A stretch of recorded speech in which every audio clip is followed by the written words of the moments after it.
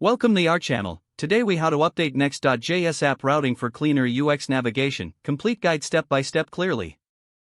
First, open your Next.js project in your preferred code editor. Locate the pages directory, where all your routes are defined. Review your current folder structure as it dictates the routing of your app. To achieve cleaner navigation, consider implementing a dynamic routing structure. Create a new folder under Pages for any section of your app that requires nested routes.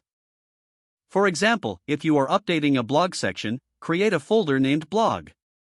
Inside the blog folder, create a file named index.js for the main blog page. Next, create another file for individual blog posts, using the bracket notation. Name this file slug.js to allow for dynamic routing based on the post slug. Open index.js and set up your component to render a list of blog posts. Use the Next.js link component to navigate to individual posts using the correct slug.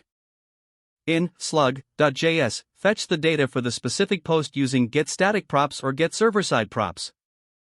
Ensure your component renders the post content when accessed through its URL. To improve user experience, consider implementing a 404 page. Create a 404.js file within the Pages directory. Customize this page to guide users back to the main sections of your app. Next, set up client-side navigation using Next.js's built-in routing capabilities. Use the useRouter hook to programmatically navigate when certain actions occur. To refine performance, ensure you are optimizing images and assets used in your components. Evaluate your code for any unnecessary API calls, especially during the initial render. Consider using getStaticPaths with your dynamic routes to pre-render pages at build time. Review your existing routing to remove unused or deprecated pages. Make sure to test your updated routing structure thoroughly to ensure it functions as intended.